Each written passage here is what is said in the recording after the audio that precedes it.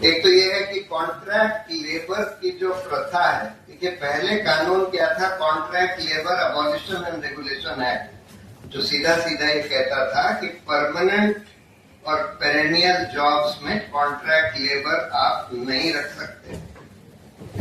इन्होंने वो खत्म कर दिया, लेबर कोड लिया है। लेबर कोड में ये बिल्कुल खुली छूट दे दी थी कि हर तरह के नौकरी में आप कॉन्ट्रैक्ट लेबर रख सकते हैं। अब तो खैर ये हो रहा है कि सरकार खुद जो परमानेंट टीचर्स की नौकरियां हैं, हेल्थ वर्कर्स की नौकरियां हैं, सब कॉन्ट्रैक्ट पर दे रही है। दूसरा इन्होंने ये किया कि कितने घंटे काम कराया जा सकता है उसको बढ़ा दिया। हर तरह की सोशल सिक्योरिटी बेनिफिट्स वगैरह जो आमतौर पर मजदूरों को मिलते थे वो सब हटा दिए। और जैसे आपको बताया गया कि न्यूनतम वेतन जो है वो नहीं बढ़ाया गया, उनके काम करने का समय तो बढ़ा दिया गया, लेकिन वही 10-12 हजार रुपए इन लोगों को वेतन दिया जा रहा था। तो ऐसी स्थिति में, और खासकर जब गैस वैस के दाम इतने बढ़ गए थे, गैस की इतनी किल्लत हो गई थी, तो लाजमी है कि अनरेस्ट होगा, लोग एजिटेट करेंगे। लेकिन ये लोग सब बहुत शांतिपूर्ण तरीके से एजिटेट कर रहे थे, अपनी बात रख रहे थे। लेकिन जैसा आपको बताया गया, देखिए ये जो इनकी टेक्निक है, अगर इनको सिर्फ उस आंदोलन को क्रश करना होता तो बगैर बाउंसर्स और बगैर अराजक तथ्यों को बीच में डाले हुए भी कर सकते थे कि पीसफुल प्रोटेस्ट के ऊपर लाठीचार्ज कर देते हैं, धारा 144 लगा देते हैं, ये सब करते हैं। लेकिन अगर इनको इस तरह का क्रैकडाउन करने की जरूरत होती है, जैसा किया गया कि जितने लीडर्स हैं उनको सबको अरेस्ट कर लो, लोगों को बहुत बेरहमी से पीटो, तो उसके लिए इनको कुछ एंटी सोशल एलिमेंट्स को बीच में डालकर और खुद वहां पर वायलेंस भड़कानी होती है, वायलेंस करवानी होती है। और यही ऐसा लगता है कि यहाँ पर कराया गया। और फिर उस वायलेंस की आड़ में फिर आप बहुत ब्रूटल तरीके से लोगों को मार पीट लेते हैं, उसके बाद उन लोगों को जेल में डाल देते हैं।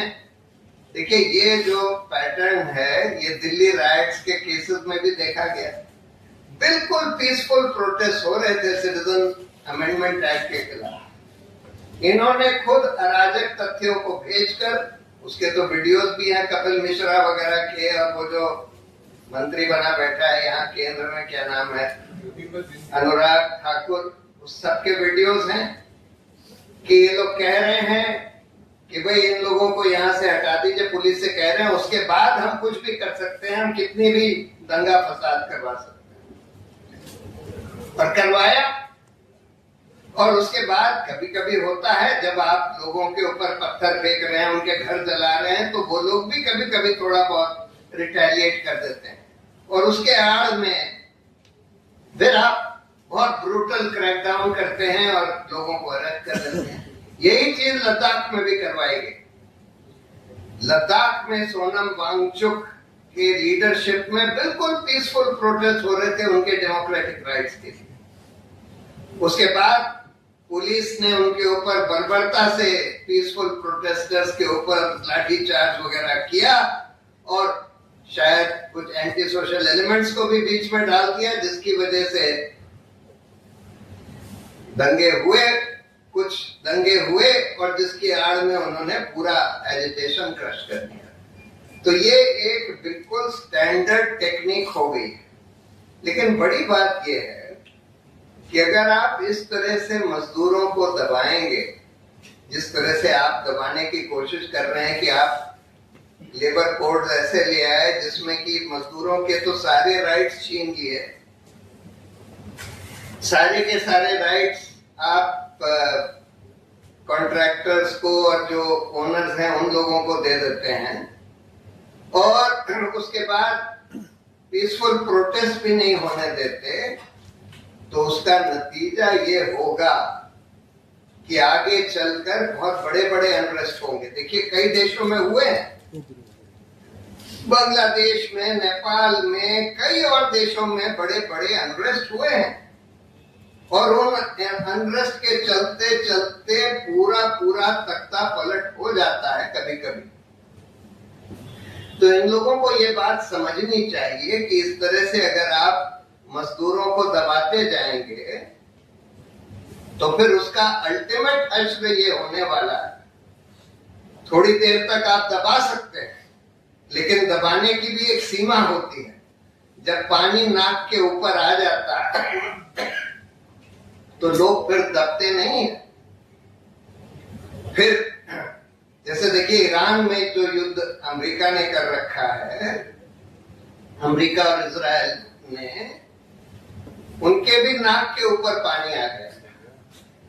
अब वो लोग मरने मारने के लिए सबके लिए तैयार है।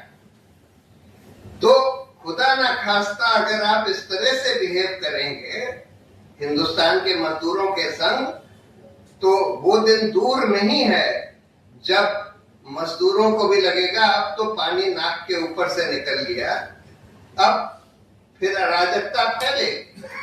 इस तरह से अगर आप करेंगे तो अराजकता फैलेगी, पूरे देश में फैलेगी। ये तो अभी 2 जगह हुआ, मानेसर और नोएडा में, लेकिन ये जगह जगह देश में होने वाला। इसलिए सरकार को ये बात समझ लेनी चाहिए कि इस तरह से मजदूरों को दबाना सबके लिए नुकसानदेह है। किसी का इसमें फायदा नहीं होने वाला। जिनका आप फायदा करने की कोशिश कर रहे हैं कि जो ये फैक्ट्री ओनर्स वगैरह हैं, जो बड़े बड़े उद्योगपति हैं, उनका भी फायदा नहीं होने वाला।